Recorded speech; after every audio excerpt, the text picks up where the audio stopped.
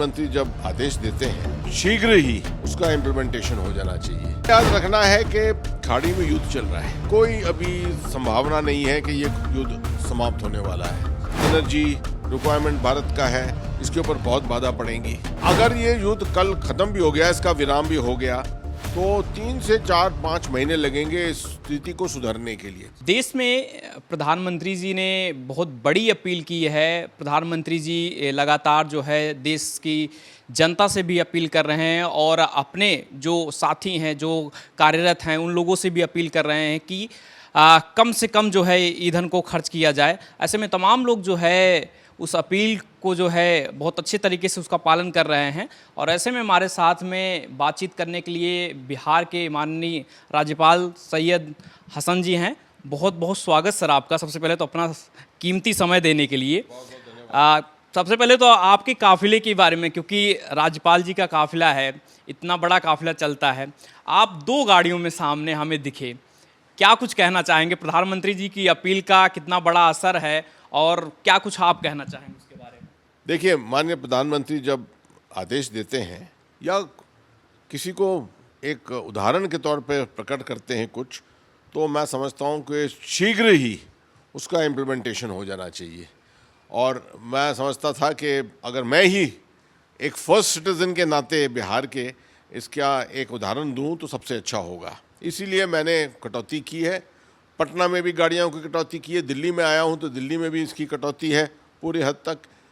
ये याद रखना है कि खाड़ी में युद्ध चल रहा है और इसकी कोई अभी संभावना नहीं है कि ये युद्ध समाप्त होने वाला है। इसकी वजह से जो एनर्जी रिक्वायरमेंट भारत का है, इसके ऊपर बहुत बाधा पड़ेगी। और अगर ये युद्ध कल ख़त्म भी हो गया, इसका विराम भी हो गया, तो 3 से 4-5 महीने लगेंगे इस स्थिति को सुधारने के लिए।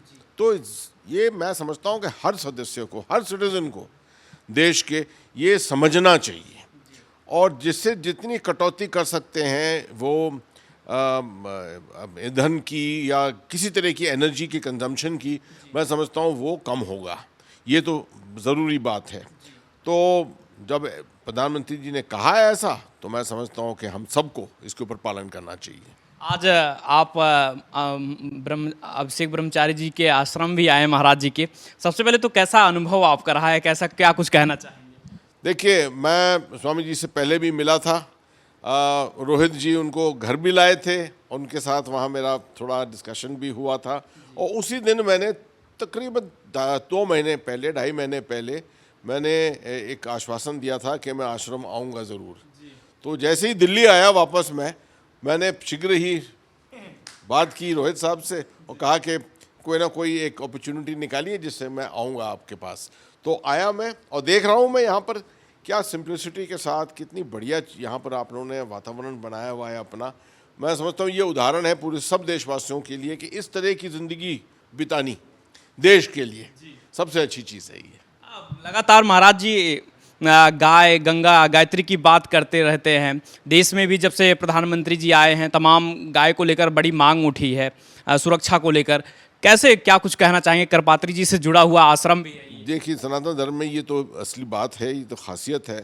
तो मैं समझता हूँ कि देश का जो भी अपने आप को भारतीय कहता है वो इससे जुड़ा हुआ है।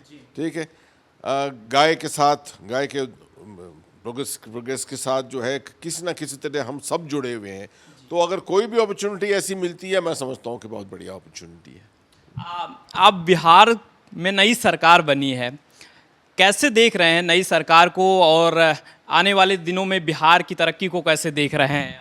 बहुत अच्छा सवाल आपने पूछा। ये मैं समझता हूँ कि बिहार में पिछले 20 साल में बहुत काम हुआ है। और पुराना ज़माना था जब 90s में 80s में लोग बहुत बिहार का मजाक उड़ाते थे उन दिनों में। आज आकर लोगों को देखना चाहिए कि बिहार का उदाहरण कैसे उभर रहा है बिहार। ये भी कहना सही होगा कि पूरा देश बिहार के लोग चलाते हैं आमतौर पे। ब्यूरोक्रेसी देखें, पुलिस देखें, फॉरेन सर्विस देखें, तो बहुत चीज़ों में, फ़ौज में देखें, बहुत जगहों पर बिहार के लोग लगे हुए हैं। मगर बिहार वाले ख़ुद बिहार को कम चलाते हैं। तो मैं समझ रहा हूँ अब एक मौका आ गया है, जब 20 साल अच्छा उदाहरण हुआ है गवर्नेंस का, इसको और आगे प्रोग्रेस, उसकी और उन्नति की जाए और नई सरकार इसी तरफ बढ़ रही है। मेरी सिर्फ एक चीज़ है जो मैं समझता हूँ बड़ी खामी है पूरे बिहार में। बिहार की कहानी जो है, बिहार की उन्नति की कहानी जो है, कोई किसी ने सुनाई नहीं है भारत को। शायद मैं ही आया हूँ सुनाने के लिए।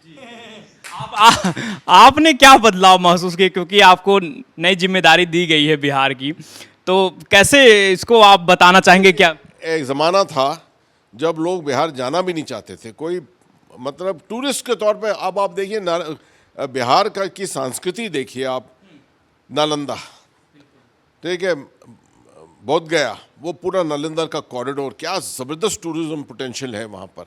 गुरु गोविंद सिंह जी का स्थान है वहाँ पर।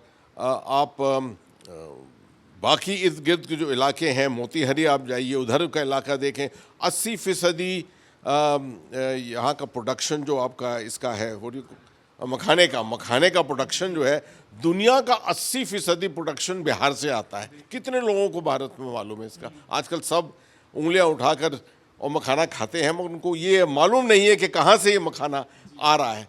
तो मैं समझता हूँ कि ये चीज़ें जो हैं बहुत कम बताई गई हैं, और अब मौका आ गया है। तो सोशल मीडिया है, अब आप देख रहे हैं मीडिया वाले कितने आप लोग यहाँ पर हमारे साथ जुड़े हुए हैं, और हम सबकी जवाबदारी बनती है कि इस कहानी को हम ना ही सिर्फ भारत में, पूरी दुनिया में सुनाएं। और मैं समझता हूँ कि ये अगले 5 साल जो हैं ये बिहार के साल हैं, द ईयर्स ऑफ बिहार। ये इसमें उन्नति, ऐसी उन्नति आएगी कि आगे का रास्ता बिल्कुल साफ हो जाएगा। और मेरा इसमें कंट्रीब्यूशन उम्मीद करता हूँ मैं हायर एजुकेशन की तरफ बहुत होगा। 17 यूनिवर्सिटीज़ का मैं चांसलर हूँ और बड़ी कोशिशें कर रहा हूँ कि इसके अंदर बदलाव लाया जाए। अब एक अंतिम सवाल आपसे रहेगा कि कानून व्यवस्था को लेकर बड़े सवाल बिहार में उठाया जाता है। नई सरकार है, सम्राट चौधरी जी ने कई सारे स्टेटमेंट दिए और उन्होंने कहा कि बख्शा नहीं जाएगा अपराधियों को, कहीं भी रहेंगे तो उनको निकाल लिया जाएगा। कैसे देख रहे हैं, कितना बदलाव आप महसूस कर रहे हैं जब से नई सरकार बनी है कानून व्यवस्था? ये मैं समझता हूँ पहले से भी अगर देखें आप, तो जो 90s में कहते थे, जो एक कहानी होती थी बिहार की कि कोई नई गाड़ी नहीं खरीद सकता, कोई नया फ्लैट नहीं खरीद सकता, कोठी नहीं खरीद सकता, क्योंकि माफिया आकर उस चाबी को ले जाएंगे। वो स्थिति बहुत पुरानी हो गई है अब, और उससे बहुत बदलाव आया है बिहार में। और मैं समझता हूँ कि मुख्यमंत्री जो है, माननीय मुख्यमंत्री हमारे जो है, इसके ऊपर अब और आगे इसको बढ़ाना चाह रहे हैं। जो एक उदाहरण इधर उधर और राज्यों से हुआ है लॉ एंड ऑर्डर का, उसकी तरफ बढ़ना चाह रहे हैं। मगर बिहार ऑलरेडी बहुत सिक्योर है, और उस सिक्योरिटी की वजह से मैं समझ रहा हूँ टूरिज़्म भी बढ़ रहा है अब बिहार के अंदर। एजुकेशन का क्वालिटी और स्टैंडर्ड जो है वो बढ़ रहा है। सबसे बढ़िया चीज़ जो मुझे बिहार की लगी अभी, वो है अभी इंफ्रास्ट्रक्चर। सड़कें, एक कोने बिहार से दूसरे कोने तक 5 से 7 घंटे में पहुंचना, ये बहुत ज़बरदस्त है। सुना है एक ज़माना था जबकि 60-70 किलोमीटर 6 घंटे में लोग पार करते थे, वो ज़माना चला गया। सर, एक और सवाल पीएम मोदी जी से रिलेटेड है, क्योंकि आपका कॉन्वे जो है देखा कि 2 गाड़ियों में आप आ गए। बिहार में भी कई तस्वीरें विधानसभा के बाहर से आ रही हैं, कई विधायक जा रहे हैं, कई आईएएस अफसर जा रहे हैं। कितना असर आपको दिख रहा है जब आप निकल रहे हैं सड़कों पर, तो कितना असर दिख रहा है पीएम मोदी की अपील? मैं समझ रहा हूँ कि बिहार के अंदर इस तरह का उदाहरण, उसका पालन करना मुश्किल नहीं है, क्योंकि बिहार के लोग जो हैं, बिहार की सरकार जो है बेसिकली एक बहुत पेट्रियाटिक सरकार है, बहुत पेट्रियाटिक जनता है वहाँ की। जैसे ही वो देखते हैं एक उदाहरण, और आजकल तो सोशल मीडिया और टेलीविज़न के ऊपर देखकर पहली चीज़ वो प्रधानमंत्री का जो उदाहरण है उसको वो समझ लेंगे, उसको मेरे ख्याल में ऑब्जॉर्व कर लेंगे और उसके ऊपर अमल करेंगे। बहुत शुक्रिया अपना समय देने के लिए।